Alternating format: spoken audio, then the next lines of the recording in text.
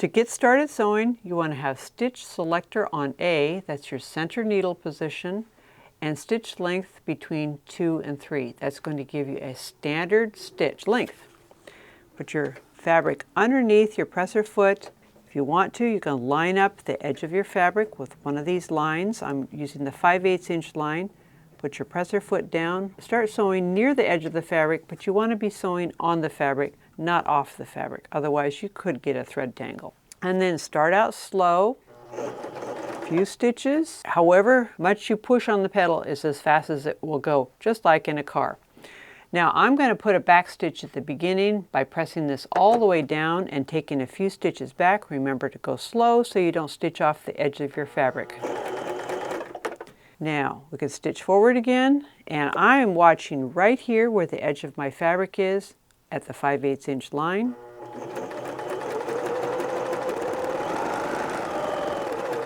Get towards the end, push your reverse lever down again, go back about 3 stitches, go forward about 3 stitches, and when you're done, if your take-up lever is not showing, you want to have it just peeking up there like that, because that means you've completed a stitch. So why is it important to have that take-up lever showing when you're done sewing? Just because your needle is up out of your fabric does not mean you have finished doing a stitch. As you can see, the top thread has not made it all the way around the bobbin. So it may be hard to pull your fabric out of there if you don't have your take-up lever up. Once I turn it so the take-up lever is up, the stitch is complete. Take your fabric out. There is a little cutter right on the back of the presser bar. You can press down like that and cut your threads. Now this is not going to come unstitched here or here because we use the back stitch lever. What about for zigzag? To go to zigzag, we move our selector dial to C. That's going to give us our widest zigzag. Let's get started here. You can also do a back stitch with that too if you want to.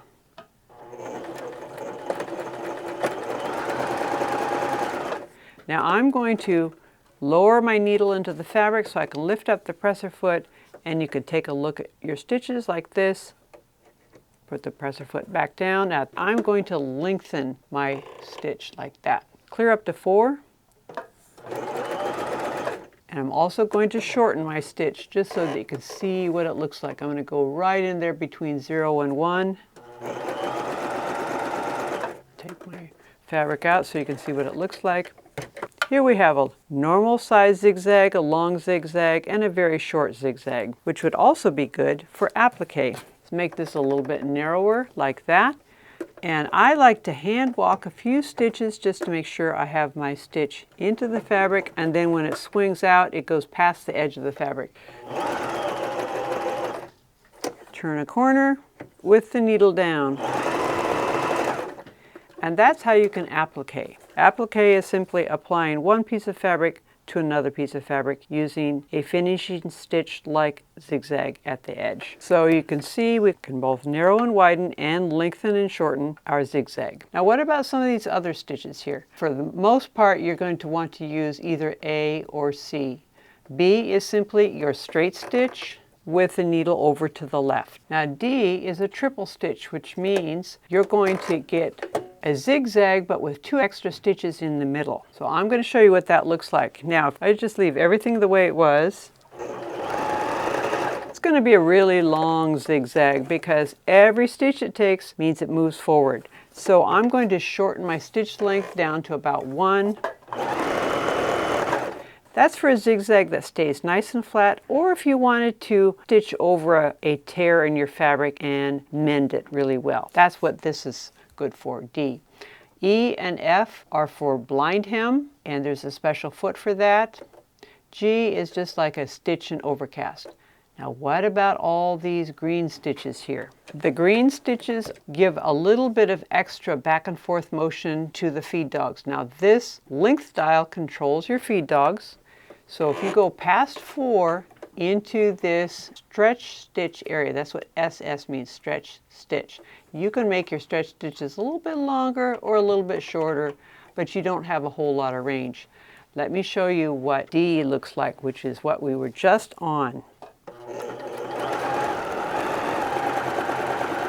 Now you can see how it gave a little bit more back and forth motion, and this is what it looks like. Nice little honeycomb decorative stitch. Of course, all of the decorative stitches can be used for attaching one piece of fabric to another, but it's nice to have some decorative stitches. Now the A stitch here in the stretch stitch area, let's go back to that.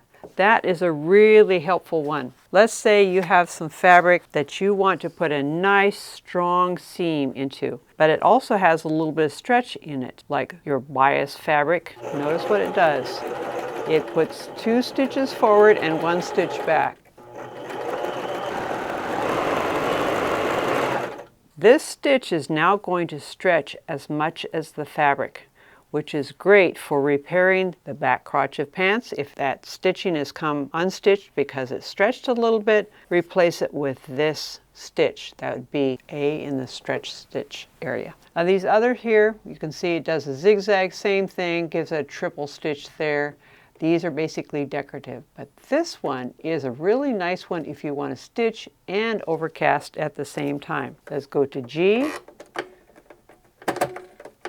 Also, make sure that your needle is up out of your fabric whenever you change your stitch selector dials. You can see it changes the position of the needle. You wouldn't want your needle down in your fabric while you're changing this. I have 2 pieces of fabric here that likes to fray. So make sure that the edge of my fabric is visible in the stitch window on the foot. And I'm going to take a few stitches just by hand just to make sure I've got it in the right place.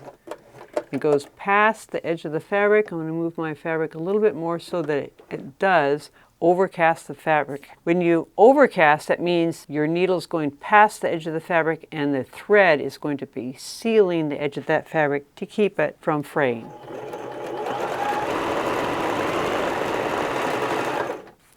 Now we've stitched and overcast this seam.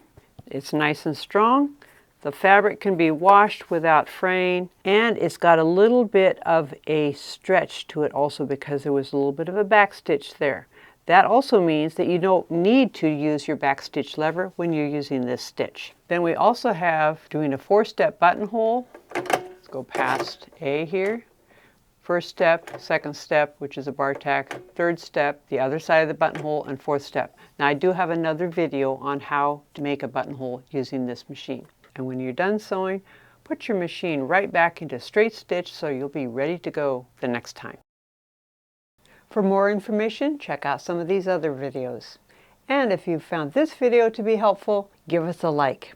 Also, if you have comments, questions, or ideas for other videos, let us know in the comments down below. Thanks for watching. Bye.